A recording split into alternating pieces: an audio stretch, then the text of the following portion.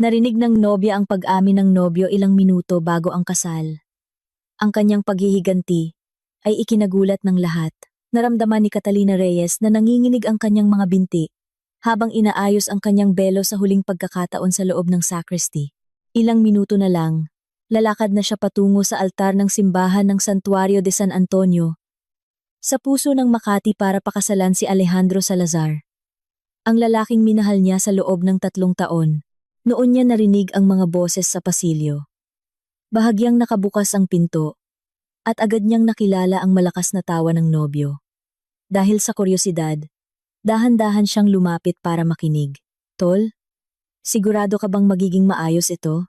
Boses iyon ni Miguel, ang best man. Oo naman pare.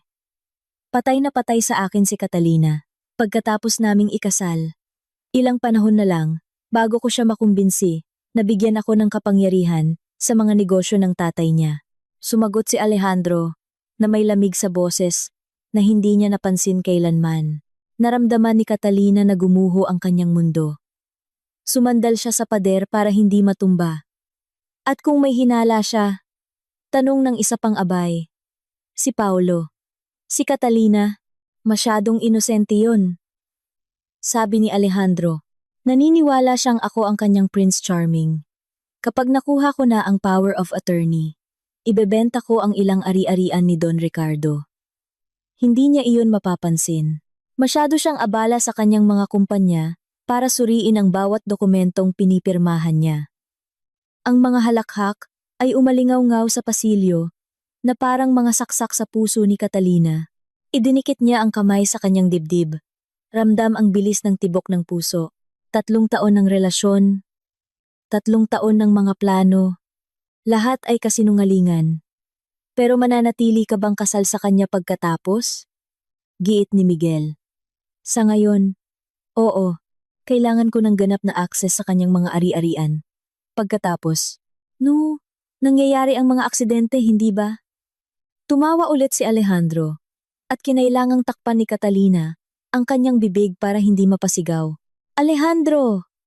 Pare, seryoso ka? Tila hindi komportable si Paulo. Relax lang, Paulo. Walang mangyayari sa kanya. Makikipaghiwalay lang ako. Kapag nakuha ko na ang kailangan ko, sasabihin kong hindi na kami magkasundo, na hindi nag-work. Mananatili siyang may durog na puso. Pero makaka-recover din siya. Palaging nakaka-move on ang mga babae. Sumandal si Catalina sa pader. Sinusubukang huminga.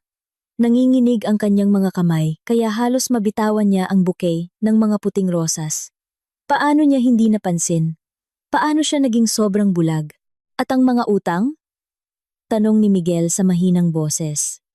Ah, yun. Mabilis kong babayaran gamit ang pera niya. May utang akong halos 10 milyong piso sa mga tao sa kasino. Naiinip na sila. Alam mo na, pero pagkatapos ng araw na ito, problema na yan. 10 milyong piso. Kasino. Hindi alam ni Catalina na nagsusugal si Alejandro. Palagi niyang sinasabi na nagtatrabaho siya hanggang gabi sa accounting office.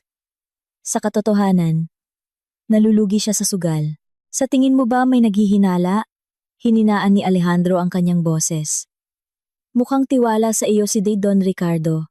At si Senyora Patricia ay gustong-gusto ka, sagot ni Paulo. Madaling mauto ang nanay ni Catalina. Matagal na niyang gustong makitang ikasal ang anak niya. At ang tatay. Bueno, matalino siya. Pero sobrang saya niyang makita ang anak niyang masaya. Kaya hindi siya naghihinala. Ipinikit ni Catalina ang kanyang mga mata. Mahal na mahal talaga ng mga magulang niya si Alejandro. Alam na alam niya kung paano kumilos sa harap nila. Palaging mabait, palaging matulungin, palaging interesado sa mga negosyo ng pamilya. Tara na, baka mahuli pa tayo. Mungkahi ni Miguel na may kaba. May oras pa para kanselahin ang lahat ng ito. Kanselahin? Baliw ka ba?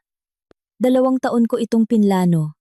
Simula nang matuklasan kong si Don Ricardo Reyes ay nagkakahalaga ng higit sa 250 milyong piso. Ang anak niya ang daan ko sa perang iyon, 2 taon. Naalala ni Catalina kung paano sila nagkakilala sa isang mall sa Makati. Nabangga siya ni Alejandro sa food court, natapunan ang kanyang kape, at nag-alok na bilhan siya ng bago. Mukha siyang napakabait, napakatotoo. Lahat pala ay kalkulado. Mga pare, oras na. Nagsimula na ang musika. Babala ni Paulo. Handa na? Magpanggap na tayong masaya. Kung ganon, tumawa muli si Alejandro. Ang mga yapak ay papalayo na sa pasilyo. Naiwan si Catalina na mag-isa. Tanging ang tunog ng sarili niyang pusong walang kontrol sa pagtibok at ang wedding march na nagsisimulang tumugtog sa simbahan ang naririnig. Tumingin siya sa salamin sa sacristy. Ang puting trahe na nagkakahalaga ng atulaba ang 10 tula, na pinili ng may buong pagmamahal sa loob ng ilang buwan ng paghahanda. Ang belo ng kanyang lola sa tuhod, na ipinamana, sa bawat henerasyon ng pamilya Reyes. Ang perpektong makeup na gawa ng pinakamahusay na propesyonal sa lungsod, lahat para sa isang lalaking pera lang niya ang habol. Huminga ng malalim si Catalina, at pinunasan ang mga luhang nagsisimulang tumulo. Hindi siya babagsak. Hindi niya ibibigay kay Alejandro Salazar ang kasiyahang iyon. Kung gusto nitong maglaro ng marumi, marunong din siya. Nag-vibrate ang kanyang cellphone. Isang mensahe mula sa kanyang nakababatang kapatid. Ate, nasaan ka na? Naghihintay na ang lahat sa iyo. Sumagot si Catalina. Parating na ako. Sofia, itinago niya ang telepono, inayos ang belo, at ang bouquet. Ngumiti siya sa salamin. Inaaral ang ekspresyong gagamitin niya mula ngayon. Gusto ba ni Alejandro ng isang masintahin at inosenteng nobya? Iyon mismo ang makukuha niya. Ngunit ang kanyang paghihiganti ay isang bagay na hindi niya kailanman inaasahan. Lumabas si Catalina mula sa sacristy at naglakad sa pasilyo ng simbahan. Ang mga bisita ay lumingon para hangaan siya. Mga bulungan ng paghanga ang pumuno sa kapaligiran. Bumati siya at ngumiti. Ginagampanan ng perpekto ang papel ng isang nagliliwanag na nobya. Minamahal na mambabasa, kung nagugustuhan ninyo ang kuwento, huwag kalimutang mag-iwan ng like at higit sa lahat, mag-subscribe sa channel. Malaking tulong iyan sa aming mga nagsisimula. Ngayon, magpatuloy tayo. Nasa harapan, hinihintay siya ni Alejandro sa tabi ng altar. Nang magtama ang kanilang mga mata, ngumiti ito sa paraang dati nagpapatunaw sa kanya. Ngayon, alam niyang lahat ay teatro. Si Don Ricardo Reyes, ang kanyang ama, ay naghihintay para ihatid siya sa altar. Sa edad na 60, nakapagtayo siya ng isang imperyo, ng mga matagumpay na restaurant at ilang real estate holdings sa lungsod. Isang simpleng tao na nagsimula sa pagiging serbidor at narating kung nasaan siya ngayon dahil sa matinding pagsisikap. Prinsesa ko, ang ganda mo, sabi ni Ricardo. Inaalok ang kanyang braso. Salamat pa. Kinuha ni Catalina ang braso nito. Sinusubukang kontrolin ang kanyang boses. Habang naglalakad sila sa pasilyo ng simbahan, pinagmasdan niya ang mga kilalang mukha mula sa panig ng kanyang pamilya. Mga tiyuhin, pinsan, kaibigan, mula pagkabata, sa panig ni Alejandro. Mas kaunting tao, ang kanyang ina, si Senyora Carmen, na palaging malamig ang pakikitungo sa kanya, na nakabalat kayo sa pagiging magalang, ilang kamag-anak, at kaibigan. Sina Miguel at Paolo ay malapit sa altar, sinusubukang magmukhang normal. Nang makita siya ni Paulo na dumarating, ibinaba nito ang tingin, halatang hindi komportable. Kahit isa man lang sa kanila, ay may konsensya. Patuloy na nakangiti si Alejandro na may postura ng isang nasasabik na nobyo. Napakagaling na aktor. Nang makarating sila sa altar, hinalikan ni Ricardo ang noo ng kanyang anak at ibinigay ang kamay nito kay Alejandro. Alagaan mo siyang mabuti, sabi ni Ricardo. Tinitingnan ito sa mata. Palagi po, Don Ricardo. Siya ang pag-ibig ng buhay ko, sagot ni Alejandro. Hinigpitan ang hawak sa kamay ni Catalina. Kung hindi niya lang alam ang katotohanan, baka naantig pa siya. Ngayon, nakakaramdam siya ng pandidiri. Si Padre Miguel, na nagbinyag sa kanya noong maliit pa, ay sinimulan ang seremonya. Lumipad ang isip ni Catalina sa mga unang bahagi, nakatuon sa pag-oorganisa sa kanyang isip kung ano ang gagawin. Narito tayo upang ipagdiwang ang pag-iisang dibdib ni Catalina at Alejandro, sabi ng pari. Ang kasal ay isang sagradong institusyon na nakabatay sa pag-ibig, paggalang, at katapatan sa isa't isa. Katapatan? Napakasakit na biro. Alejandro, tinatanggap mo ba si Catalina bilang iyong lehitimong asawa? Ipinapangako mo bang mamahalin at igagalang siya sa saya at lungkot? Sa kalusugan at sakit? Sa yaman at hirap? Sa lahat ng araw ng iyong buhay? Tinatanggap ko, sabi ni Alejandro. Tinititigan siya ng malalim sa mata. Catalina, tinatanggap mo ba si Alejandro bilang iyong lehitimong asawa? Ipinapangako mo bang mamahalin at igagalang siya sa saya at lungkot? Sa kalusugan at sakit? Sa yaman at hirap? Sa lahat ng araw ng iyong buhay? Huminto ng isang segundo si Catalina. Ramdam ang lahat ng mata sa kanya. Hinigpitan ni Alejandro ang kanyang kamay, ngunit napansin niya ang tensyon sa likod ng ngiti nito. Tinatanggap ko, sagot niya, at nakita niya ang ginhawa sa mukha nito. Bago magpatuloy sa pagpapalitan ng mga singsing, nais ng mag-asawa na magbigay ng personal na panata, anunsyo ng pari. Pinlano ito ni Catalina, ilang linggo na ang nakalipas noong naniniwala pa siya sa kanilang pag-ibig. Ngayon, magagamit ito sa ibang paraan. Nauna si Alejandro. Catalina, noong araw na nakilala kita sa mall, alam kong nagbago na ang buhay ko magpakailanman. Nagdala ka ng liwanag, saya, at layunin sa aking mga araw. Ipinapangako kong magiging asawang karapat-dapat sa iyo, aalagaan ka at bubuuin ang ating pamilya nang may buong pagmamahal na nasa puso ko. Naantig ang ilang bisita, ngumiti si Catalina, pero sa loob-loob niya, iniisip niya kung paano ito nagsisinungaling ng napakanatural. Siya na ang nagsalita. Alejandro, ang ating relasyon ay nagturo sa akin ng maraming bagay tungkol sa tiwala, tungkol sa pagbibigay ng buong puso ko sa isang tao. Ngayon, dito sa harap ng ating pamilya at mga kaibigan, gusto kong malaman mo na kilalang kilala kita. Alam ko ang iyong mga pangarap, ang iyong mga takot, ang iyong mga ambisyon, at ipinapangako kong nasa tabi mo ako, anuman ang mga hamon na sabay nating haharapin. Napansin niyang nagkatinginan sina Miguel at Paulo. Hinigpitan ulit ni Alejandro ang kanyang kamay, ngunit naramdaman niyang bahagya itong pinagpapawisan.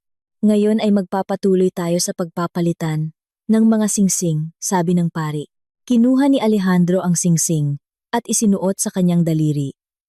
Sa singsing na ito, ikaw ay aking pinapakasalan at ipinapangako kong mamahalin ka magpakailanman. Ganoon din ang ginawa ni Catalina. Sa singsing na ito, ikaw ay aking pinapakasalan at ipinapangako kong mamahalin ka magpakailanman. Mapait ang lasa ng mga salita sa kanyang bibig. Sa kapangyarihang ipinagkaloob sa akin, idinedeklara ko kayong mag-asawa. Alejandro, maaari mo nang halikan ang nobya. Lumapit si Alejandro at hinalikan siya. Ito ang halik na pinangarap niya ng ilang buwan. Ngunit ngayon ay tila mekanikal at peke. Nagpalakpakan at nagsigawan ang mga bisita. Muling tumugtog ang wedding march. Mas malakas at mas masaya. Naglakad pabalik sina Catalina at Alejandro sa pasilyo. Tumatanggap ng mga pagbati at mga talulot ng rosas na isinasaboy ng pamilya. Sa labas ng simbahan, nagsimula ang mga litratuhan. Ngumiti at nag-pose si Catalina.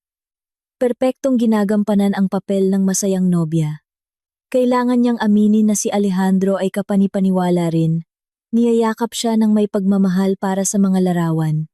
Ang ganda ninyong tingnan, sabi ng photographer. Halatang mahal na mahal ninyo ang isa't isa. Salamat, sagot ni Catalina. Mahal na mahal talaga namin ang isa't isa. 'Di ba? Mahal? Sobra. Sang-ayon ni Alejandro, hinahalikan ang kanyang noo. Sa gitna ng mga litratuhan, nagsimulang pagmasdan ni Catalina nang mas mabuti ang mga bisita. Ang kanyang pamilya ay nagliliwanag. Si Patricia, ang kanyang ina, ay umiiyak sa tuwa habang nakikipag-usap sa kanyang mga kaibigan. Si Ricardo ay bumabati sa lahat. Ipinagmamalaki ang kanyang anak. Sa panig ni Alejandro, Iba ang kapaligiran. Pilit ang mga ngiti ni Senyora Carmen, at napansin ni Catalina na may ibinubulong ito sa ilang tao, gumagawa ng mga komentong tila malisyoso. Si Sofia, ang kanyang 20 anyos na kapatid, isang law student, ay lumapit sa isang sandali ng pahinga sa mga litratuhan. Ate, okay ka lang? Medyo kakaiba ka tingnan. Okay na okay ako, Sofia. Bakit mo nasabi? Hindi ko alam. Iba ka. Masyadong kontrolado. Niyakap ni Catalina ang kanyang kapatid. Kabalang ito. Perpekto ang lahat. Ngunit patuloy siyang tinitingnan ni Sofia, na may mapanuring ekspresyon, na nalinang niya sa universidad. Pagkatapos ng mga litratuhan, nagtungo ang lahat sa ballroom ng The Peninsula Manila, ang pinaka-eleganteng hotel sa Makati. Pinangarap ni Catalina ang reception na ito ng ilang buwan. Pinaplano ang bawat detalye, kasama ang pinakakilalang event organizer sa rehiyon. Ang bulwagan ay pinalamutian ng mga puting rosas at lunti ang mga dahon. Ang mga gintong ilaw ay lumikha ng isang mahiwagang kapaligiran. 250 na bisita ang umupo sa mga bilog na mesa na may takip na imported na linen. Sa panahon ng cocktail, umikot si Catalina sa mga bisita. Tumatanggap ng mga pagbati at yakap. Pinanatili niya ang ngiti at sinagot ang lahat ng tanong tungkol sa mga plano para sa honeymoon at mga anak. Ngunit sa loob-loob niya, sinusuri niya ang bawat kilos ni Alejandro. Masigla itong nakikipag-usap sa kanyang mga bayaw. Sinusubukang magpakitang gilas sa kanyang kaalaman tungkol sa mga negosyo ng pamilya. Nagsasalita siya tungkol sa pagpapalawak ng mga restaurant, pag-modernize ng mga ari-arian, na para bang bahagi na siya ng mga plano ng kumpanya ni Ricardo. Catalina, iha, napakagandang kasal, sabi ni Tita Luisa, kaibigan ng kanyang ina mula pagkabata. Isang napaka-espesyal na binata si Alejandro. Magiging napakasaya ninyo. Salamat po, Tita Luisa. Espesyal nga po siya. Espesyal ay isang interesanting salita para ilarawan ang isang taong nagpakasal para sa pera. Lumapit si Patricia, nabasa pa rin ang mga mata. Anak, sobrang saya ko. Ngayon lang kita nakitang ganito kasaya. Salamat ma. Kayo ni Papa, perpekto ang party na inihanda ninyo. Mukhang maganda ang pakikitungo ni Alejandro sa lahat. Kausap siya kanina ng papa mo tungkol sa pagdadala sa kanya sa opisina sa susunod na linggo. Naramdaman ni Catalina ang buhol sa kanyang tiyan. Pinabibilis ni Alejandro ang kanyang mga plano. Mabuti naman, sabi niya. Pinapanatili ang ngiti. Nang dumating ang oras para sa hapunan, nakaupo si Catalina sa pangunahing mesa kasama si Alejandro. Hawak nito ang kanyang kamay sa ibabaw ng mesa.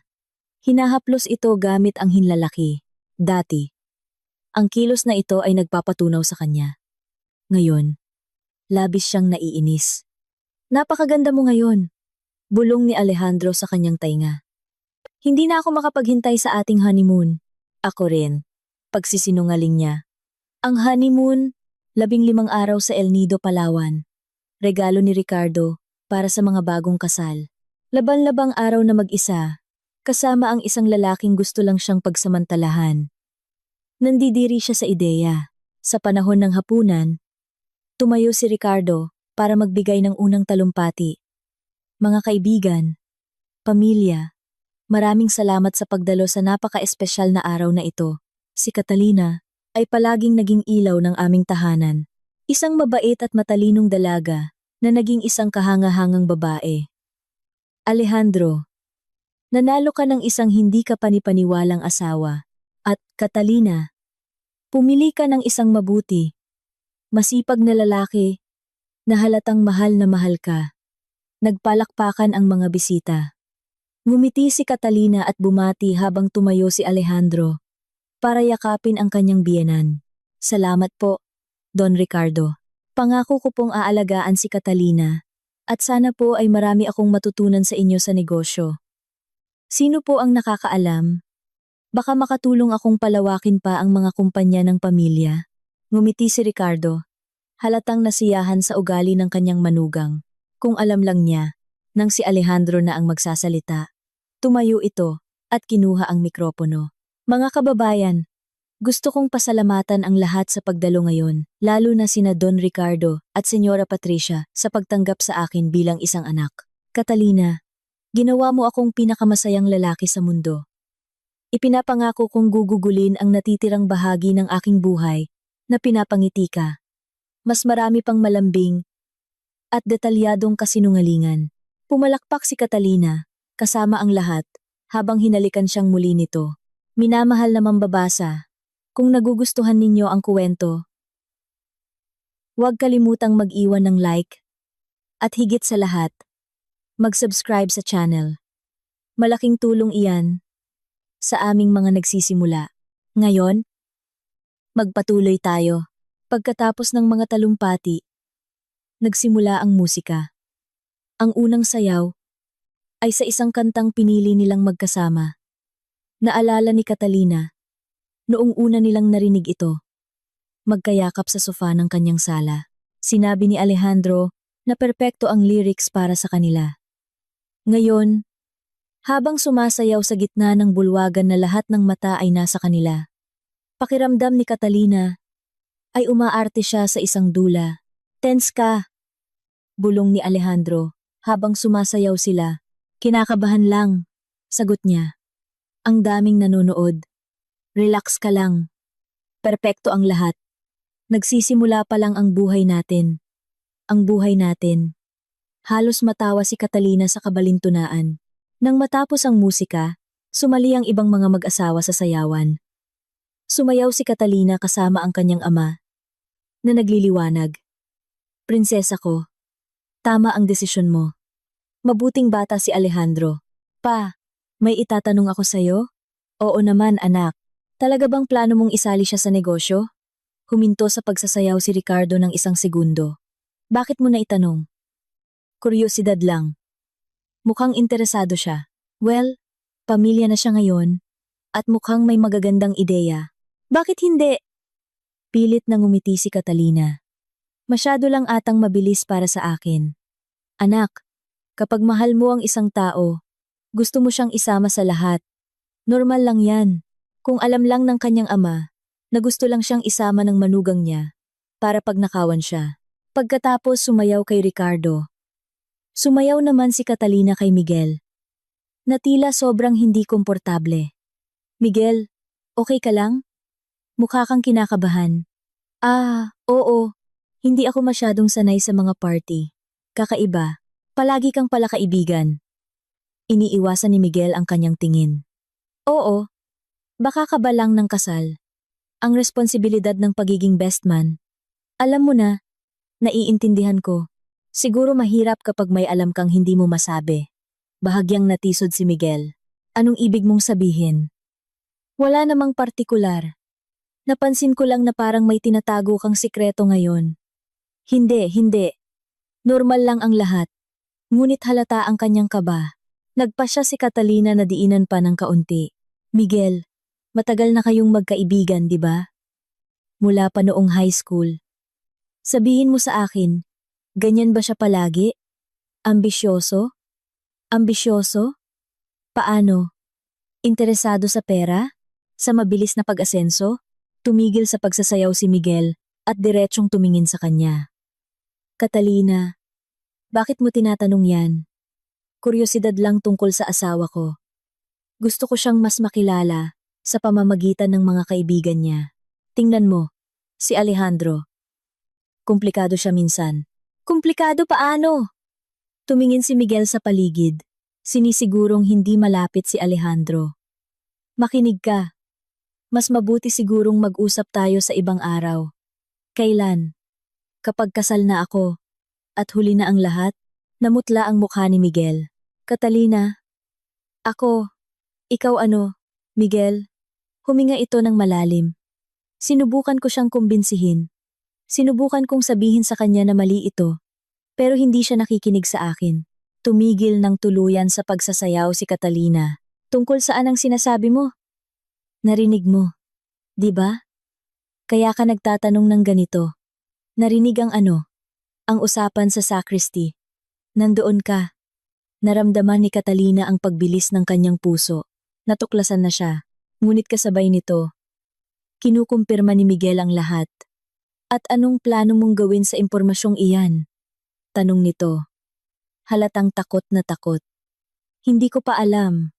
Sagot niya ng may katapatan. Pero alam kong hindi ko siya hahayaang gamitin ako. Catalina, por favor, huwag kang gumawa ng eksena dito.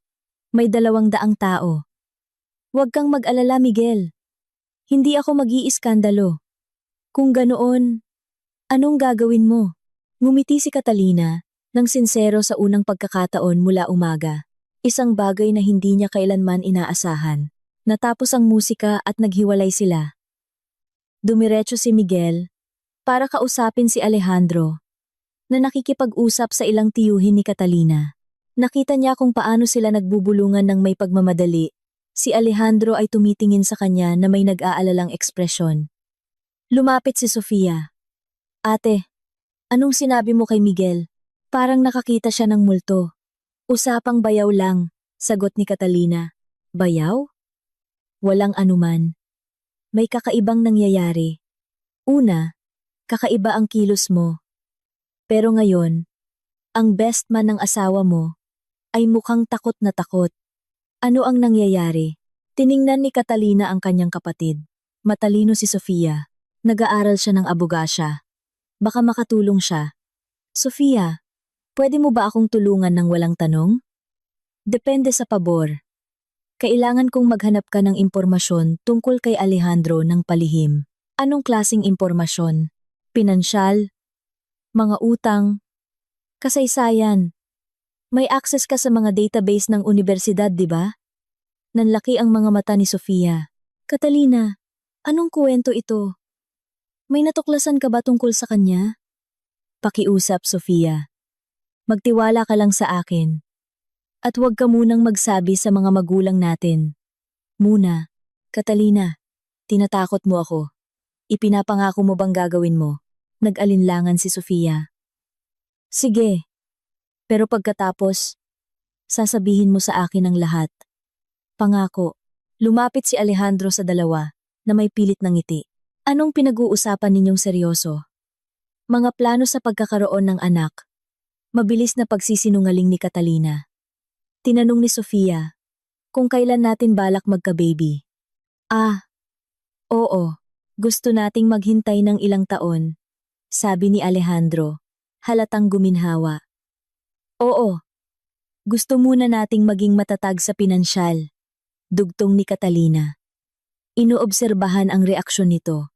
Ngumiti si Alejandro at inakbayan siya sa baywang.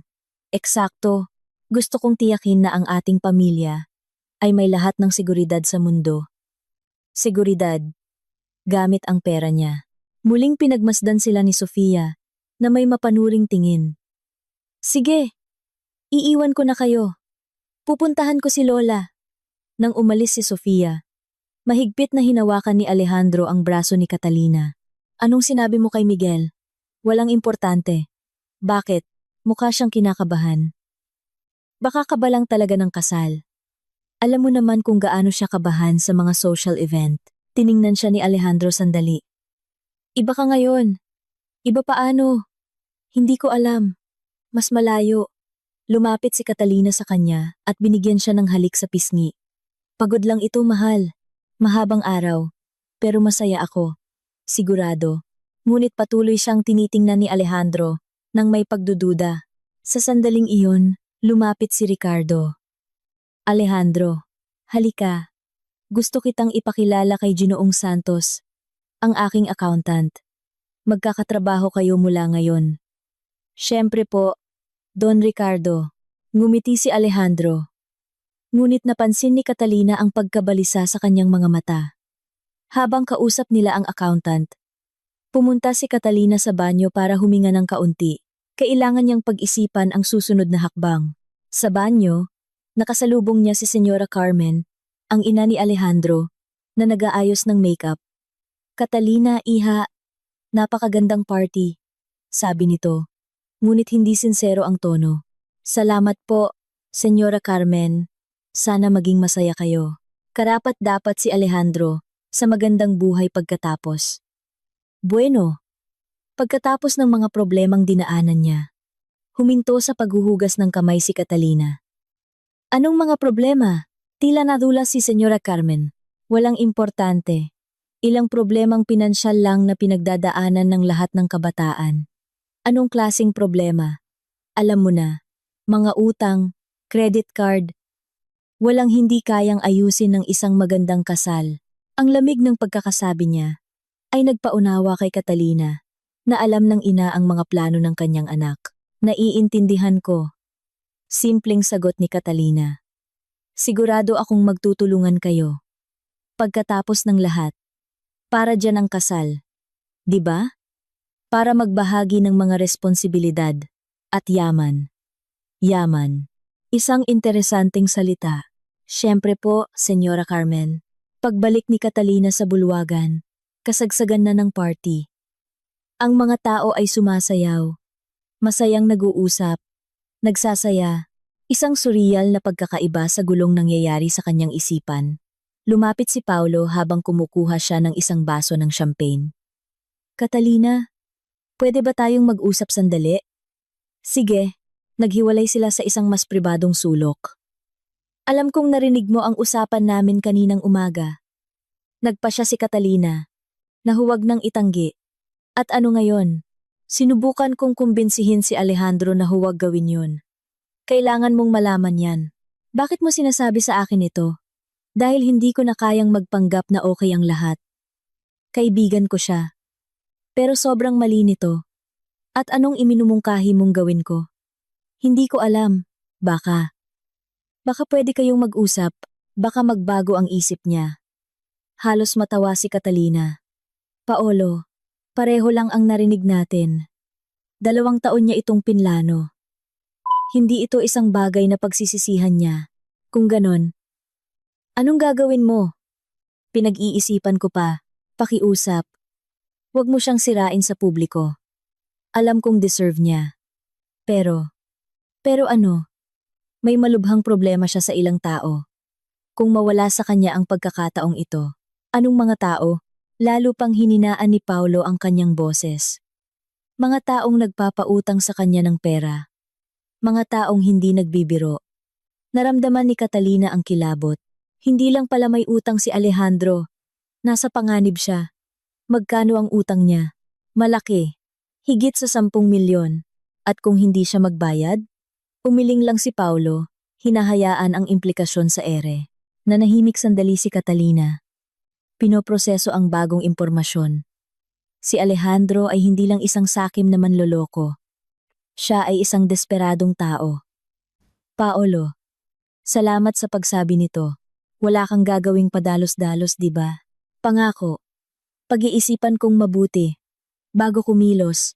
Nang umalis si Paulo, naiwan si Catalina na mag-isa sa kanyang mga iniisip.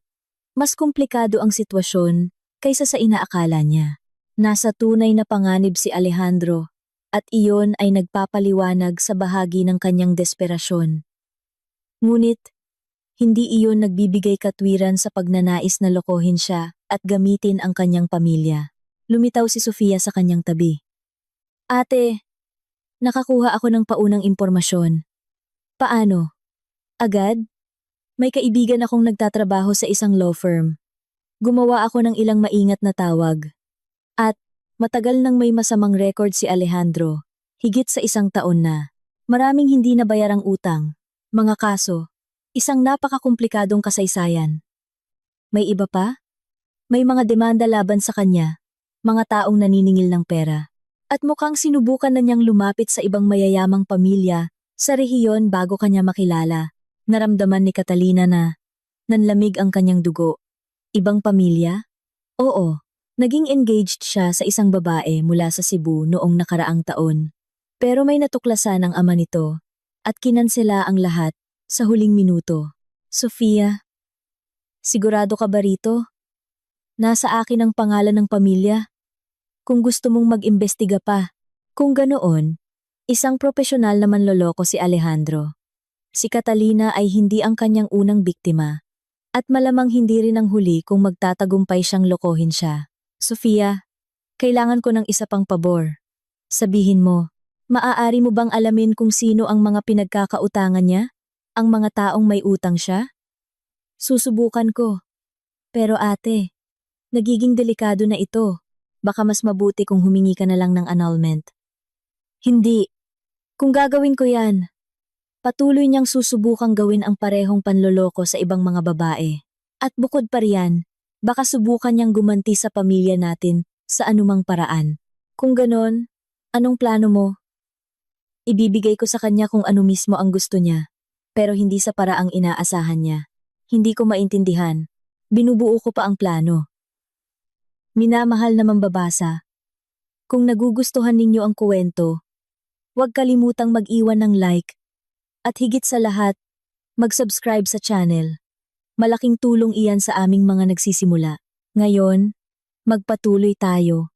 Ang natitirang bahagi ng gabi ay lumipas sa isang ulap ng mga pekeng ngiti at pag-arte. Sumayaw si Catalina, nakipag-usap, nagpakuha ng litrato, palaging pinapanatili ang pagkukunwari ng isang masayang nobya. Nagpatuloy din si Alejandro sa kanyang pag-arte, ngunit napansin niyang lalo itong nagiging sabik na matapos na ang party. Malapit sa hating gabi, nagsimula ang mga paghahanda para sa tradisyonal na pag-alis ng mag-asawa. Inihagis ni Catalina ang bouquet na nasalo ng isang pinsan na dalaga. Sila ni Alejandro ay naghiwa ng cake para sa mga huling litrato.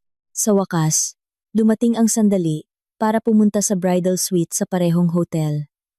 Nagpaalam sina Ricardo at Patricia na may luha sa mga mata. Anak, maging masaya ka, sabi ni Patricia. Alagaan ninyo ang isa't isa. Dagdag ni Ricardo. Niyayakap si Alejandro na parang isang anak. Kung alam lang nila, sa elevator ng hotel, sa wakas ay nakahinga ng maluwag si Alejandro. Hay, natapos din. Pagod na akong magpanggap na masaya. Nagulat na tumingin sa kanya si Catalina. Magpanggap? Napagtanto ni Alejandro ang kanyang sinabi at sinubukang itama. Hindi. Hindi iyon ang ibig kong sabihin. Nakakapagod lang ang mga party, di ba? Maraming tao. Maraming ingay. Pero ngayon, tayong dalawa na lang. Oo, tayong dalawa na lang. Ulit ni Catalina na may tono na hindi niya naintindihan. Sa suite, dumiretso si Alejandro sa banyo para maligo. Sinamantala ni Catalina ang pagkakataon para kunin ang kanyang cellphone at magpadala ng mensahe kay Sofia. Kailangan ko lahat ng impormasyon na makukuha mo para bukas. Inaasikaso ko na, pero ate, mag-ingat ka. Hindi nagbibiro ang mga taong ito. Itinago ni Catalina ang cellphone. Paglabas ni Alejandro sa banyo, lumapit ito sa kanya na may mapang-akit na ngiti na dati nagpapabaliw sa kanya. Sa wakas, mag-isa na tayo. Ginang Salazar. Ginang Salazar. Kakaiba pa ring pakinggan. Masasanay ka rin, sabi nito. Sinusubukang halikan siya. Dahan-dahang lumayo si Catalina. Alejandro, pagod na pagod ako. Pwede bang bukas na lang? Mabilis na nagbago ang kanyang ekspresyon. Seryoso, sa unang gabi natin, masyado lang kasing matindi ang araw na ito. Kailangan kong iproseso ang lahat. Halatang nainis si Alejandro, pero sinubukang itago. Sige, naiintindihan ko. Ngunit alam niyang hindi nito naiintindihan. Malamang ay pinaplano na nito kung paano mapapabilis ang kanyang mga plano para ma-access ang kanyang mga ari-arian at hindi makakatulong ang isang malayong asawa. Pumunta si Catalina sa banyo at nanatili sandali, inaayos ang kanyang mga iniisip. Paglabas niya, tulog na si Alejandro o nagpapanggap. Humiga siya sa kabilang dulo ng kama. Pinakamalayo sa kanya. Kakaibang naroon. Kasal sa isang lalaking hindi niya talaga kilala. Sa isang kama na dapat sanay simula ng isang masayang buhay. Kinabukasan ng umaga, maganda ang gising ni Alejandro. Magandang umaga. Asawa ko. Sabi nito. Hinahalikan ang kanyang mukha. Magandang umaga. Sagot niya. Inaantok. Pa-room service tayo ng almusal? Pwede nating gamitin ang oras para pag-usapan ang ating mga plano. Anong mga plano? Well, ngayong kasal na tayo, dapat nating isipin ang hinaharap, sariling bahay. Baka matulungan ko ang papa mo sa negosyo. Heto na, Alejandro. Hindi mo ba iniisip na masyado pang maaga para dyan? Kakakasal pa lang natin. Maaga? Catalina. Hindi kailanman maaga ang pagpaplano. Siya nga pala. Nabanggit ng papa mo kahapon na gusto niya akong dalhin sa opisina sa Lunes. At pumayag ka na? Siyempre, isang magandang pagkakataon yon para matuto sa negosyo ng pamilya. Pamilya, na para bang may pakialam talaga siya sa pamilya. Nag-vibrate ang cellphone ni Catalina. Isang mensahe mula kay Sofia.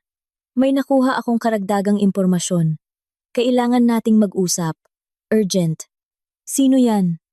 Tanong ni Alejandro. Si Sofia. Nagpapasalamat sa party. Ah, ang sweet naman. Mabait ang kapatid mo. Kung alam lang niya na iniimbestigahan siya ni Sofia.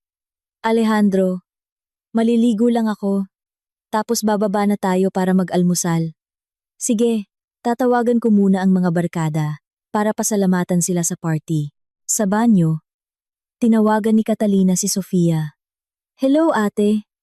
May natuklasan akong mga malalang bagay. May utang si Alejandro sa mga napakadelikadong tao. At hindi lang 10 milyon.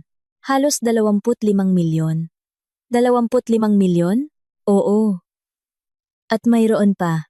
Sinubukan niyang gawin ang parehong panloloko sa hindi bababa sa 3 magkakaibang pamilya sa nakalipas na 2 taon. Paano? Palaging pareho ang modus. Lumalapit siya sa anak ng mga mayamang negosyante. Kinukuha ang loob ng pamilya. Nagpapakasal. At sinusubukang ma-access ang mga ari-arian. Sa unang pamilya, nalaman ng ama, sa tamang oras. Sa pangalawa, naghinala ang nobya at tinapos ang lahat. Ikaw ang pangatlong pagtatangka. Naramdaman ni Catalina ang panlalamig. Sofia, sigurado ka ba rito? Ganap. Nakausap ko ang isa sa mga dating nobya. Sinabi niya sa akin ang lahat. At ang mga pinagkakautangan. Mga taong sangkot sa iligal na sugal. Mga lihim na kasino. Pustahan sa sports. May malubhang bisyo si Alejandro ate. At kung hindi siya magbayad, sinabi ng dating nobya na ilang beses na siyang pinagbantaan. Kaya siya desperado. Nanahimik si Catalina. Inaabsorb ang lahat ng impormasyon. Ate, andyan ka pa? Nandito ako. Sofia, salamat sa pag-alam ng lahat ng ito. Anong gagawin mo ngayon? Isasagawa ko na ang plano ko. Anong plano? Sasabihin ko sa iyo mamaya, pero kailangan ko pa ng isang bagay. Sabihin mo, maaari mo bang alamin kung sino mismo ang mga pinagkakautangan na iyon? Mga pangalan, address, kung paano sila makokontak. Catalina, napakadelikado niyan. Sofia, magtiwala ka sa akin. Hindi ako gagawa ng anumang kalokohan. Sige. Pero ipangako mo sa akin na sasabihin mo sa akin ang lahat pagkatapos. Pangako, nang ibaba niya ang tawag, nanatili sandali si Catalina, na nakatingin sa salamin. Ang kanyang refleksyon ay nagpakita ng isang determinadong babae. Malayong malayo sa inosenteng nobya na akala ni Alejandro ay nasakop niya. Bumalik siya sa silid, at naabutan si Alejandro sa telepono. Oo. Pare. Naging perpekto ang lahat. Ngayon, panahon na lang ang kailangan.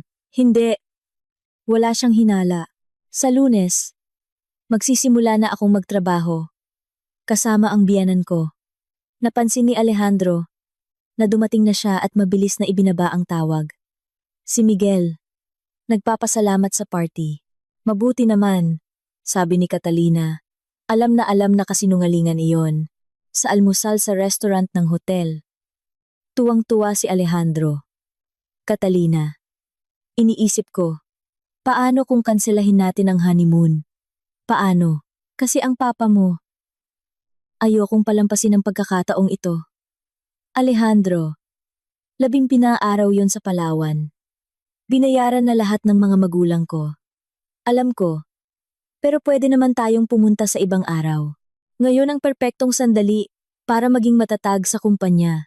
Pinagmasdan siya ni Catalina. Sobrang sabik niyang magsimulang magnakaw na hindi man lang siya makapaghintay ng 2 linggo. Sige, sabi niya, kung iyan ang gusto mo.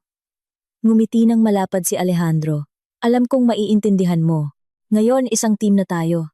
Team? Isang malaking biro. Pagkatapos ng almusal, umuwi sila. Nakatira si Catalina sa isang 3-bedroom condo na ibinigay sa kanya ng mga magulang niya noong nagtapos siya sa unibersidad. Lumipat doon si Alejandro ilang linggo bago ang kasal, ngunit pinanatili pa rin ang kanyang lumang inuupahang apartment. Mahal, kailangan kong dumaan sa apartment ko para kunin ang ilang gamit, sabi ni Alejandro. Sige, magpapahinga muna ako. Perpekto. Babalik ako sa loob ng ilang oras. Pagkaalis ni Alejandro, tinawagan ni Catalina si Sofia. Nakaalis na siya. Pwede ka nang pumunta? Papunta na ako. Makalipas ang 30 minuto, dumating si Sofia na may dalang folder na puno ng mga dokumento. Ate, marami pa akong nakuha. Umupo ka dahil marami ito. Sabihin mo, una, ang mga pinagkakautangan, mga totoong delikadong tao. Nabali na nila ang mga binti ng ilang may utang. Takot na takot si Alejandro. Magpatuloy ka. Pangalawa, natuklasan kong may iba pa siyang utang bukod sa sugal. Mga utang sa singkop-singko. Mga credit card na sagad. Mga hindi nabayarang financing. Sa kabuuan, may utang siyang higit sa 45 milyong piso. 45 milyon. Diyos ko. At mayroon pa. Nagsinungaling siya sa lahat ng bagay sa buhay niya. Yung accounting office na sinasabi niyang pinagtatrabahuhan niya, 6 na buwan na siyang tinanggal. Dahil sa hinala ng pagnanakaw ng pera, kaya wala siyang trabaho at nabubuhay sa maliliit na panloloko at utang. Umiling si Catalina na hindi makapaniwala. May iba pa? Oo. Bangkarote na rin ang pamilya niya. Nawala sa nanay niya ang bahay dahil umutang si Alejandro ng pera gamit siya bilang guarantor. Sinira niya ang sarili niyang pamilya, kaya pala sobrang interesado siya sa kasal. Eksakto. Para sa kanya, ikaw ang kaligtasan ng pamilya. Tumayo si Catalina at naglakad patungo sa bintana. Sofia, mas delikado siya kaysa sa inaakala ko. Kaya nga sa tingin ko, dapat ka nang umalis agad. Mag-file ka ng annulment. Umalis ka ng Maynila kung kinakailangan. Hindi. Bakit hindi? Humarap si Catalina sa kanyang kapatid. Dahil kung gagawin ko yan, patuloy niyang sisirain ang ibang pamilya. At baka subukan din niyang gumanti sa atin. Kung ganon, ano ang plano mo? Ibibigay ko sa kanya kung ano mismo ang gusto niya. Access sa mga ari-arian ng pamilya. Catalina, nababaliw ka na ba? Relax ka lang. Hayaan mo akong magpaliwanag. Umupo muli si Catalina at hinawakan ang mga kamay ng kapatid. Iniisip ni Alejandro na isa akong inosente at in love na babae, di ba? Oo. Kaya magpapatuloy akong maging ganoong babae. Tutulungan ko siyang makakuha ng access sa mga negosyo ni Papa. Maging ako pa ang magmumungkahi na pumirma siya ng mga kapangyarihan at mahahalagang dokumento. Hindi ko pa rin maintindihan. Sofia, nag-aaral ka ng abogasya. Ano ang mangyayari kapag ang isang tao ay pumirma ng mga mapanlinlang na dokumento o sumubok magnakaw sa isang kumpanya? Nanlaki ang mga mata ni Sofia. Makukulong sila para sa estafa, pandaraya. Eksakto. At kung ang taong iyon ay may utang sa mga kriminal, hindi makakatulong sa sitwasyon niya ang pagkakaroon ng criminal record, di ba? Catalina, gusto mo siyang ipakulong? Gusto ko siyang mahuli sa akto na sinusubukang pagnakawan tayo, na may sapat na ebidensya para matiyak na hindi na niya ito gagawin kaninuman. Pero delikado ito. Paano kung malaman niya? Hindi niya malalaman, masyado niya akong minamaliit. Nag-isip sandali si Sofia. At ang mga pinagkakautangan niya? Para dyan. May iba akong plano. Ngumiti si Catalina. Makikipag-deal ako sa kanila. Paano? Hahanapin ko sila. At iaalok na bayaran ng utang ni Alejandro. Kapalit nito, gagawin nila ang ilang bagay para sa akin. Anong mga bagay? Kapag mayroon na akong mga patunay na sinubukan niya tayong pagnakawan, ibibigay ko sila sa mga awtoridad. Ngunit bago iyon, bibigyan ko siya ng leksyon na hinding-hindi niya malilimutan. Umiling si Sofia. Napakapanganib nito, ate. Siguro, pero ito ang tanging paraan para matiyak na hindi na siya makakasakit ng sinuman. Minamaliit ako ni Alejandro at iyon ang pinakamalaking bentahe ko. Bumuntong hininga si Sofia. Sige, ano ang kailangan mong gawin ko? Una, gusto ko lahat ng detalye ng mga pinagkakautangan, mga pangalan, address, kung paano sila makokontak. Pangalawa, gusto kong tulungan mo akong idokumento ang lahat ng gagawin niya sa mga susunod na araw. Idokumento? Paano? Mga recording, litrato, kopya ng mga dokumento, lahat ng magpapatunay na sinusubukan niya akong lokohin. At sigurado ka bang gusto mong ituloy ito hanggang sa huli? Muling tumingin si Catalina sa bintana. Mula sa apartment, natatanaw niya ang opisina ng kanyang ama sa sentro ng lungsod. 3 henerasyon ng tapat na pagtatrabaho na gustong sirain ni Alejandro sa loob ng ilang linggo. Sigurado ako, bumalik si Alejandro sa hapon na may dalang 2 maleta. Hello, mahal. Dinala ko na ang natitirang gamit ko. Mabuti naman. Ngayon, opisyal na tayong nakatira ng magkasama. Oo. Tila nag-alinlangan si Alejandro. Catalina, pwede ba tayong mag-usap tungkol sa isang bagay? Sige, tungkol saan? Tungkol sa pera. Medyo gipit ako ngayon. Heto na. Gipit? Paano? Ilang hindi nabayarang bill sa dating apartment. Alam mo na, walang malala, pero naisip ko, dahil kasal na tayo, baka pwede nating pag-isahin ang ating mga pananalapi. Pag-isahin paano? Well, ilagay lahat sa isang joint account para mas madaling pamahalaan. Nagpanggap si Catalina na nag-iisip. May punto. Pero hindi mo ba iniisip na masyado pang maaga? Catalina, mag-asawa na tayo. Kung anong akin ay sa iyo. At kung anong sa iyo ay akin. Sige, bukas pwede tayong pumunta sa bangko para ayusin yan. Nakahinga ng maluwag si Alejandro. Perpekto. At tungkol sa pagtatrabaho sa papa mo? Anong meron? Gusto niya akong dalhin bukas para makilala ang kumpanya. Sobrang excited ako. Mabuti naman. Siguradong magiging maayos ang lahat para sa iyo. Sa tingin ko rin, siya nga pala, naisip ko. Pwede kayang bigyan ako ng papa mo ng kapangyarihan para pumirma ng ilang dokumento para mapabilis ang mga proseso? Kapangyarihan? Hindi mo ba iniisip na maaga pa para dyan? Gusto ko lang talagang tumulong. At kung naglalakbay siya o abala, pwede kong ayusin ang ilang bagay para sa kanya. Nagpanggap si Catalina na nag-iisip. May lohika. Kakausapin ko siya. Niyakap siya ni Alejandro. Alam kong maiintindihan mo ako. Isa tayong tunay na team. Nang gabing iyon, habang tulog si Alejandro, nagpadala ng mga mensahe si Catalina kay Sofia para ayusin ang mga susunod na hakbang ng plano. Naghanap din siya sa internet tungkol sa mga pinagkakautangan ni Alejandro at nakahanap ng mga nakakabahalang impormasyon. Kinabukasan ng umaga, nasasabik na gumising si Alejandro. Ngayon ang unang araw ko sa trabaho kasama ang papa mo. Kinakabahan ako. Magiging maayos ang lahat, sabi ni Catalina, naghahanda ng kape. Ang papa ko ay masigasig sa iyong mga ideya.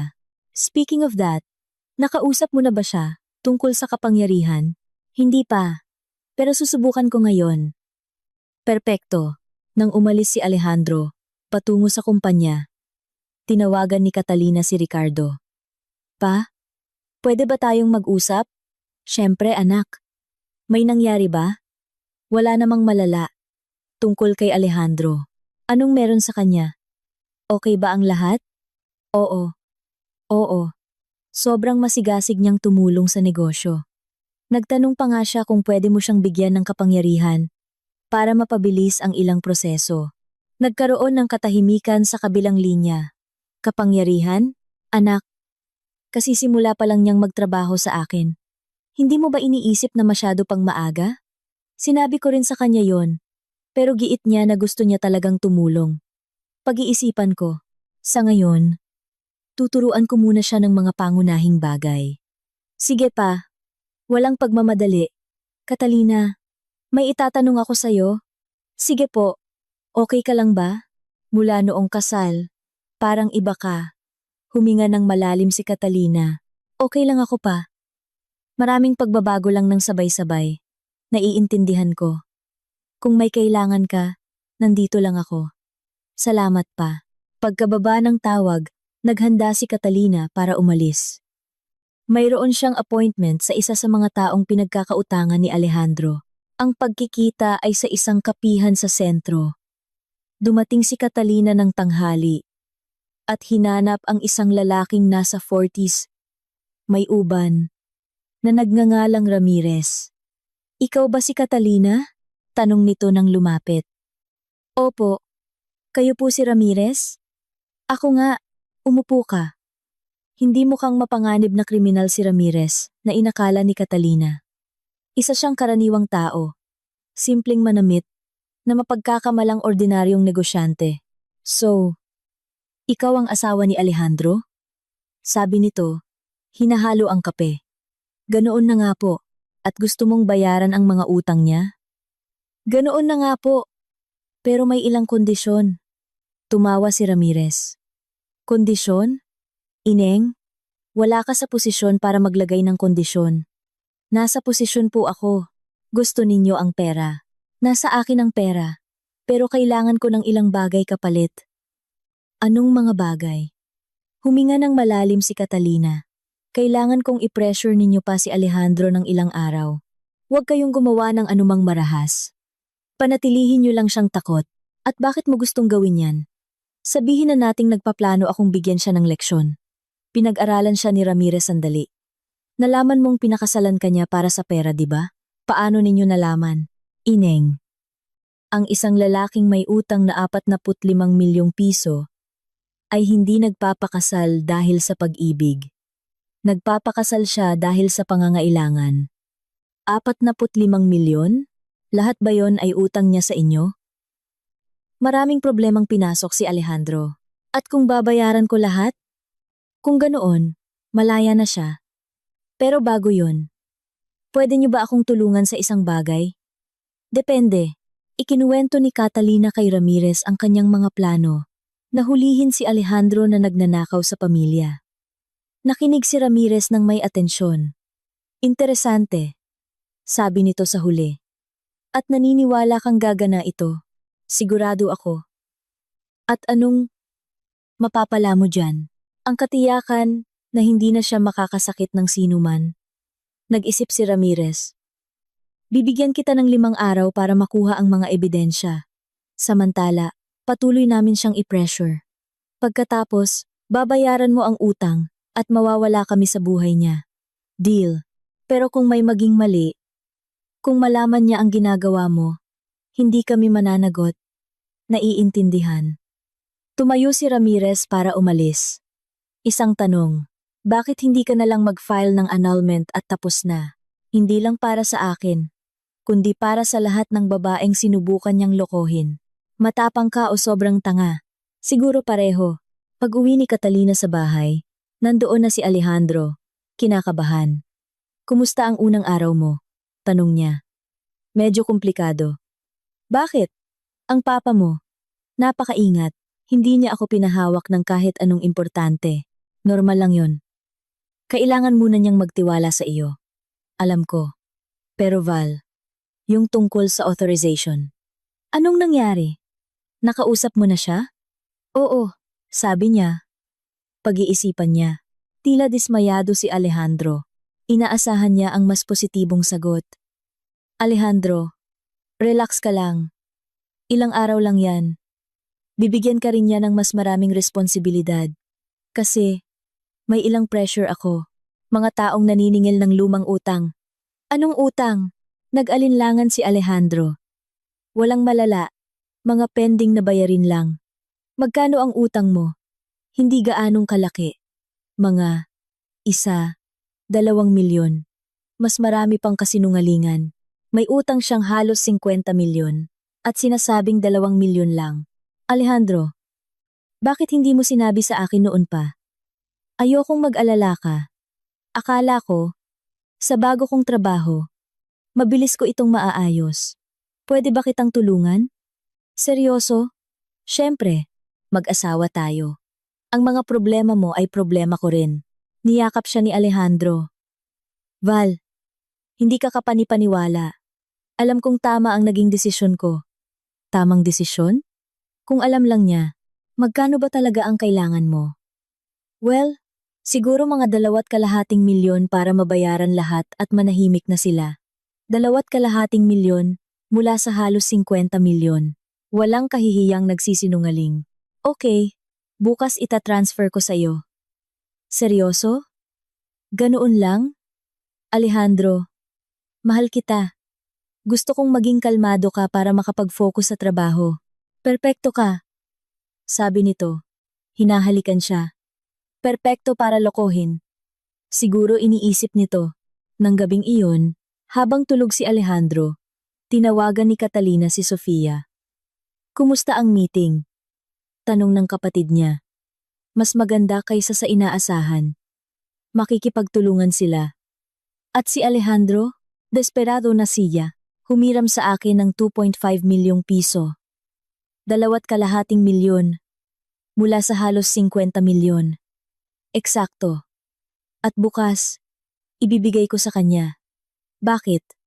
Para maging perpektong asawa, kailangan niyang magtiwala sa akin para gumana ang plano. At ang mga ebidensya? Inaasikaso ko na. Humihingi na siya sa papa ko ng kapangyarihan. Panahon na lang ang kailangan. Bago siya sumubok ng mas konkretong bagay. Catalina, sigurado ka ba sa ginagawa mo? Oo. Magtiwala ka sa akin.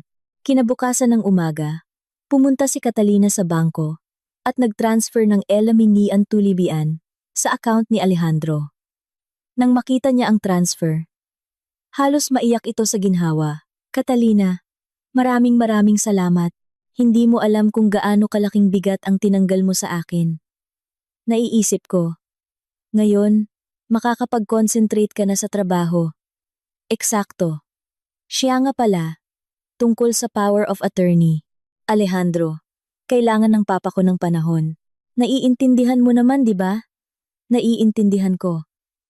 Pero Catalina, pwede ba akong magsabi sa iyo ng isang bagay? May ilang ideya ako para palawakin ang mga negosyo ng pamilya. Pero kailangan ko ng access sa ilang dokumento para pag-aralan silang mabuti. Anong klasing dokumento? Mga kontrata sa mga supplier, mga bank statement, ganoong mga bagay. Walang kakaiba. At para saan mo kailangan yan? Para mas maintindihan kung paano gumagana ang negosyo, para makapag-suggest ako ng mga pagpapabuti. Nagpanggap si Catalina na nag-iisip. May punto. Pwede kong hilingin sa papa ko na bigyan ka ng access sa impormasyong iyan. Seryoso? Perpekto yan. Pero Alejandro, ipinapangako mo bang gagamitin mo lang ang impormasyong iyan para mag-aral? Siyempre, para saan pa ba? Para magnakaw. Isip niya. Sige, kakausapin ko siya ngayon. Hinalikan siya ni Alejandro na tuwang-tuwa. Ikaw ang pinakamabuting asawa sa mundo. Kung alam lang niya na hinuhukay niya ang sarili niyang libingan. Tinawagan ni Catalina si Ricardo. Pa, si Alejandro ay sobrang interesado na mas maintindihan ang mga negosyo. Nagtanong siya kung pwede mo siyang bigyan ng access sa ilang dokumento para pag-aralan. Anong mga dokumento? Mga kontrata, mga bank statement, ganoong mga bagay. Gusto niyang mag-suggest ng mga pagpapabuti. Nanatiling nag-iisip si Ricardo. Anak, napakasensitibong impormasyon niya ng kumpanya. Alam ko pa, pero pamilya na siya ngayon at mukhang interesado talagang tumulong. Hayaan mo muna akong kausapin siya. Tingnan ko kung anong klaseng mga ideya ang mayroon siya. Sige po, Catalina. May itatanong ako sa'yo? Sige po. Hindi ba't medyo masyadong matindi ang interes ni Alejandro sa negosyo? Nagpanggap si Catalina na nagulat. Paano po? Marami siyang tanong tungkol sa mga halaga, mga account, mga supplier para sa isang taong kasisimula pa lang. Pa, gusto ka lang niyang impress. Ipakita na dedikado siya. Siguro, Pero magbabantay ako. Sige po. May karapatan kayong maging maingat. Nang ibaba ni Catalina ang tawag, napansin niyang naghihinala na si Ricardo. Mabuti at masama iyon sa parehong pagkakataon. Mabuti dahil hindi siya madaling maloloko. Masama dahil baka matuklasan din niya ang kanyang mga plano. Sa hapon, bumalik si Alejandro mula sa trabaho, na halatang dismayado. Kumusta ang araw mo? Tanong ni Catalina. Ang papa mo, napakaingat. Halos hindi niya ako pinapatingin sa mga pangunahing dokumento. Ganyan talaga siya. Palagi siyang ganyan. Pero paano ako makakatulong kung hindi ko maintindihan kung paano gumagana ang negosyo? Bigyan mo ng panahon, Alejandro. 2 araw ka pa lang doon. Oo, pero Catalina, sa tingin mo ba nagtitiwala sa akin ang papa mo? Siyempre naman. Bakit mo na itanong? May mga kakaibang tanong siya sa akin kanina, tungkol sa interes ko sa mga numero ng kumpanya. Itinago ni Catalina ang pag-aalala. Anong klaseng tanong? Tinanong niya kung bakit gusto kong malaman ang tungkol sa mga kita ng mga nakaraang taon. Sabi niya, hindi raw iyon mahalaga para sa panimulang trabaho ko. At anong isinagot mo? Na gusto kong maintindihan ang potensyal ng paglago. Pero parang hindi siya kumbinsido. Alejandro, relax ka lang. Likas na mapaghinala ang papa ko, kaya niya naprotektahan ang kumpanya sa lahat ng mga taon na ito. Oo, baka tama ka. Ngunit patuloy na nag-aalala si Alejandro. At alam ni Catalina na desperado na ito. Nang gabing iyon, tumunog ang telepono ni Alejandro. Sinagot niya ito na kinakabahan. Hello! Hindi marinig ni Catalina kung ano ang sinasabi ng tao sa kabilang linya, pero nakita niyang namumutla si Alejandro. Alam ko. Oo, alam kong malapit na ang deadline. Hindi ko pa nakukuha. Kailangan ko pa ng ilang araw. Lumabas si Alejandro sa balkonahe para ipagpatuloy ang usapan. Pagbalik niya, halatang balisa siya. Sino yon? Tanong ni Catalina. Wala. Problema sa trabaho. Pero 2 araw ka palang nagtatrabaho. Isang dating kliyente sa dati kong opisina. Mas marami pang kasinungalingan. Alejandro, okay ka lang? Mukha kang kinakabahan. Okay na okay lang ako. Pagod lang. Pero hindi siya okay. Takot na takot siya. Kinabukasan ng umaga. Maagang umalis si Alejandro para magtrabaho. Mas kinakabahan kaysa dati. Catalina, kakausapin mo ba ang papa mo ngayon tungkol sa utang? Gagawin ko. Importante. Napaka-importante. Naiintindihan ko. At kung magtanong siya para saan ang pera, anong sasabihin ko? Na para bayaran lahat ng ating utang at magsimula ng bagong buhay na walang pinansyal na alalahanin. Okay, pagkaalis ni Alejandro. Agad na tinawagan ni Catalina si Ricardo. Pa, desperado na siya. Paano? Humihingi siya ng isa pang 5 milyong piso. At ang deadline ay sa Biyernes. Biyernes? Anong deadline? Mula sa mga pinagkakautangan niya.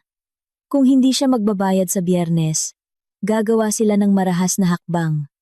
Catalina, nagiging napakadelikado na nito. Alam ko, pa, kaya kailangan kong pabilisin ang plano. Anong plano? Ibibigay ko sa kanya ang pera ngayon, pero may isang kondisyon. Anong kondisyon? Nagamitin niya ang power of attorney para gawin ang transfer direkta mula sa account ng kumpanya. Catalina, napakapanganib niyan. Ito ang tanging paraan para mahuli siya sa akto. Pa, kung gagawin niya ang transfer, magkakaroon tayo ng legal na patunay ng pagtatangkang pagnanakaw. Nag-isip si Ricardo. At kung hindi siya pumayag na gawin ito para sa kumpanya, papayag siya. Masyado siyang desperado para magtanong pa. Sige. Pero susubaybayan ko ang lahat sa real time. Perpekto. Tinawagan ni Catalina si Alejandro. Mahal. Nakausap ko na ang papa ko tungkol sa utang. At, pumayag siyang ipahiram sa atin ang pera. Nakahinga ng maluwag si Alejandro. Salamat Catalina. Iniligtas mo ang buhay ko. Pero may kondisyon. Anong kondisyon? Malaking halaga yon. Gusto niyang ikaw ang gumawa ng transfer direkta mula sa corporate account para mas madali niyang masubaybayan ang pera. Nag-alinlangan si Alejandro. Mula sa account ng kumpanya? Oo, sabi niya. May power of attorney ka kaya. Pwede mong gawin ang transfer ngayong hapon. Sige. May punto. Magagawa mo ba ngayon? Oo, kaya ko. Saan ko itatransfer ang pera? Pwede mong itransfer direkta sa personal account mo. Pagkatapos, ayusin mo na ang mga utang. Perpekto. Catalina. Salamat. Talaga, walang anuman. Mahal. Nang ibaba ni Catalina ang tawag, alam niyang nailunsad na niya ang plano. Sobrang desperado ni Alejandro na pumayag siyang gawin mismo ang gusto niya. Gamitin ang power of attorney para mag-transfer ng pera mula sa kumpanya papunta sa kanyang personal na account. Iyon ay sapat na ebidensya para kasuhan siya ng pandaraya at paglustay. Tinawagan niya si Ricardo. Pa, pumayag siya. Gagawin niya ang transfer ngayong hapon. Catalina, sigurado ka bang gusto mong ituloy ito hanggang sa huli? Ganap. Ito ang tanging paraan para matiyak na hindi na siya makakasakit ng sinuman. Sige. Susubaybayan ko lahat ng galaw sa account. At pa. Oo, kapag ginawa niya ang transfer, pwede mo bang tawagan ang pulis? Pwede. Pero, ikaw? Nasaan ka kapag nangyari yon? Malayo ako. Ayokong malapit kapag inaresto siya. Sa hapon, umalis si Catalina sa bahay at pumunta sa isang kapihan sa sentro ng lungsod. Mula doon, tinawagan niya si Sofia. Ngayon na ang araw. Sigurado ka bang ito ang gusto mo? Oo. Susubukan ni Alejandro na mag-transfer ng 5 milyong piso mula sa kumpanya ngayon. Kapag ginawa niya, tatawag ang papa ko sa pulis. At pagkatapos, aarestuhin siya dahil sa pandaraya at hindi na niya ito magagawa kanino man. Catalina, paano kung subukan niyang gumanti? Hindi niya magagawa. Nasa kulungan na siya. 4:00 ng hapon. Tumawag si Ricardo. Anak, ginawa na niya ang transfer. Magkano? 5 milyong piso mula sa corporate account, papunta sa kanyang personal account. Nasa akin lahat ng mga resibo.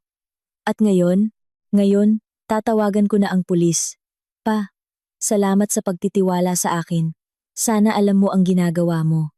Makalipas ang 1 oras, muling tumawag si Ricardo. Pumunta ang pulis sa kumpanya.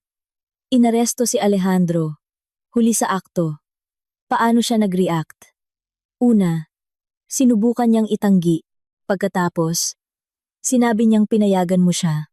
Pero nang ipakita ko na ang transfer ay ginawa, gamit ang power of attorney ng kumpanya, hindi na siya makapagpaliwanag. At ngayon, haharap siya sa mga kasong pandaraya at maling paggamit ng kapangyarihan. Maaaring makulong siya ng maraming taon. Naramdaman ni Catalina ang halo-halong ginhawa at lungkot. Gumana ang plano, ngunit malungkot na makita ang taong pinangarap niyang makasama sa pagbuo ng pamilya na inaaresto. Pa, pwede na ba akong umuwi? Pwede na. Pero Catalina, opo, napakagiting at napakatalino mo. Iniligtas mo ang ating pamilya mula sa isang panloloko na maaaring maging mapanira. Pagdating ni Catalina sa bahay, nakita niya sina Miguel at Paulo na naghihintay sa pinto. Catalina, narinig namin ang nangyari, sabi ni Miguel. At gusto naming humingi ng tawad, sabi ni Paulo. Alam naming mali, pero wala kaming lakas ng loob na gumawa ng anuman. At ngayon, anong gusto ninyong gawin? Gusto naming tumestigo laban sa kanya, sabi ni Miguel. Sabihin lahat ng alam namin tungkol sa kanyang mga plano. Bakit? Dahil ito ang tama. At dahil ipinakita mo ang isang katapangan na wala kami. Pinapasok sila ni Catalina. Sa loob ng 2 oras, ikinuwento nila ang lahat ng nalalaman nila tungkol sa mga plano ni Alejandro, ang kanyang mga utang, ang mga naunang panloloko. Lahat ay na-record para magamit bilang ebidensya sa paglilitis. Nang umalis sila, sa wakas ay nag-iisa na si Catalina. Umupo siya sa sofa at umiyak. Hindi dahil sa lungkot, kundi dahil sa ginhawa. Malaya na siya. Makalipas ang 3 araw, hinanap siya ni Ramirez. Gaya ng napagkasunduan, naparito ako para sa bayad sa mga utang. Ang mga utang ni Alejandro? Eksakto. Sinabi mong magbabayad ka kapag may ebidensya ka na laban sa kanya. Totoo. Pero ngayon, nakakulong na siya. Ang mga utang ay hindi ko na responsibilidad. Ngumiti si Ramirez. Ineng, mas matalino ka kaysa sa inaakala ko. Paano po? Ginamit mo kami para i-pressure siya. Nakuha mo ang mga ebidensyang gusto mo. At ngayon, hindi mo na kailangang magbayad. Eksakto. Iyon ang plano. Matalino. Napakatalino. At kayo, anong gagawin ninyo ngayon? Wala. Nakakulong si Alejandro. Walang paraan para makapagbayad siya. Ituturing na naming bayad na ang utang. Paano naging bayad? Ang palabas na ginawa mo ay mas mahalaga kaysa sa anumang bayad. Ang lalaking nagpakasal na akala niya yayaman ay nagtapos sa kulungan, isang leksyon na hinding-hindi niya malilimutan. Tumayo si Ramirez para umalis. At Ineng. Opo, kung balang araw gusto mong magtrabaho sa amin, hanapin mo ako. May talento ka para dito. Salamat, pero pas muna ako. Makalipas ang 2 linggo, binisita ni Catalina si Alejandro sa kulungan. Payat ito. Malungkot. Malayong-malayo sa siguradong lalaking pinakasalan niya. Bakit ka na parito? Tanong nito. Para makipag-usap. Tungkol saan? Nakuha mo na ang gusto mo. Sinira mo ako ng tuluyan. Alejandro, sinira mo lang ang sarili mo. Binigyan lang kita ng pagkakataon na ipakita kung sino ka talaga. Alam mo na simula pa lang, di ba? Mula pa noong araw ng kasal. Umiling si Alejandro. Paano mo nalaman? Narinig ko kayong nag-uusap sa sacristy. At bakit hindi mo ako kinumpronta doon mismo? Dahil gusto kong tiyakin na hindi ka na makakasakit ng sinuman. At nagtagumpay ka. Congratulations. Alejandro, nanloko ka na ng ibang pamilya. Maaaring nagpatuloy ka pa kung wala akong ginawa. Bawat isa ay lumalaban para sa sarili, sa paraang alam nila. Hindi iyon nagbibigay katwiran sa pagsira ng mga inosenteng buhay. Nanahimik sandali si Alejandro. Catalina, minahal mo ba ako kailanman? Minahal ko ang taong ipinanggap mo. Pero hindi kailanman umiral ang taong iyon. At kung magbago ako? Kung susubukan kong maging mas mabuti? Alejandro. Marami kang pagkakataon para maging tapat. Pinili mong magsinungaling sa lahat. Oo, siguro tama ka. Paglabas ni Catalina sa kulungan, naramdaman niyang isinara na niya ang isang kabanata ng kanyang buhay magpakailanman. 6 na buwan pagkatapos, hinatulan si Alejandro ng 4 na taong pagkakakulong. Tumestigo laban sa kanya sina Miguel at Paulo, gayon din ang mga biktima ng kanyang mga naunang panloloko. Nag-file si Catalina para sa annulment at bumalik sa paggamit ng kanyang apelyido sa pagkadalaga. Patuloy siyang nanirahan sa apartment, ngunit inayos niya ang lahat. Binubura ang anumang bakas ng panahong iyon. Nagtapos si Sofia sa abogasya at nagsimulang magtrabaho sa firm na tumulong sa pag-iimbestiga kay Alejandro. Pinalawak ni Ricardo ang kanyang mga negosyo. Mas maingat, ngunit mas sigurado rin matapos malampasan ang pagtatangkang pandaraya. 1 taon matapos ang mapaminsalang kasal, payapa na si Catalina. Natutunan niyang magtiwala sa kanyang mga kutob at hindi na muling magpapadala sa damdamin lamang. Nasa mall siya, nagkakape sa parehong food court kung saan niya nakilala si Alejandro.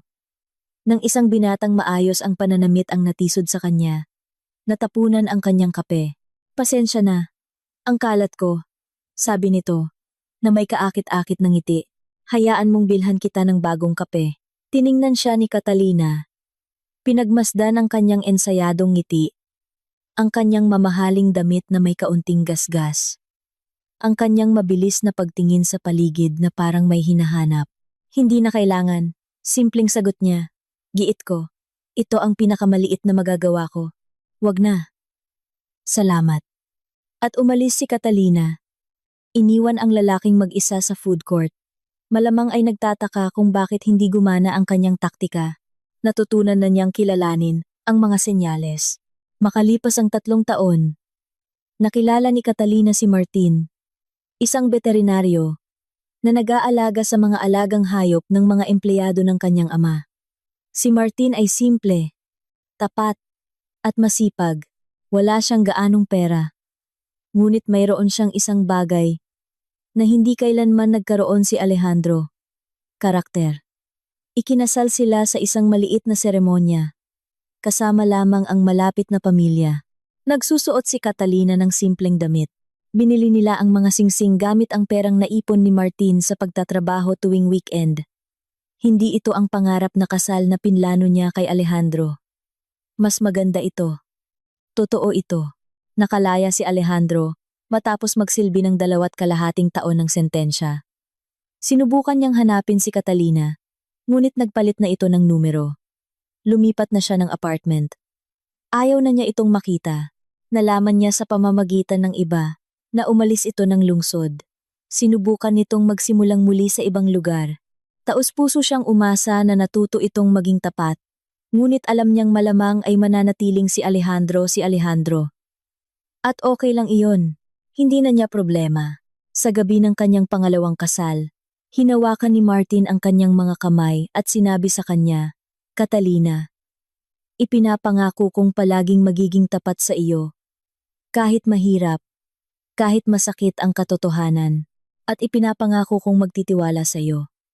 Sagot ni Catalina. "Pero ipinapangako ko ring hindi na muling pipikit sa mga senyales na may mali." Deal. At sa pagkakataong ito, naniwala siya dahil sa pagkakataong ito. Totoo na. Ngayon, sabihin mo sa akin, ano ang masasabi mo sa paghihiganti ni Catalina? Tama ba ang ginawa niyang pagplano ng lahat sa ganitong paraan? Iwan mo ang iyong tapat na komento kung paano ka magre-react sa ganitong sitwasyon. Kung nagustuhan mo ang kuwentong ito, huwag kalimutang mag-iwan ng iyong like at mag-subscribe sa channel para hindi makaligtaan ng iba pang mga kapana-panabik na kuwentong tulad nito.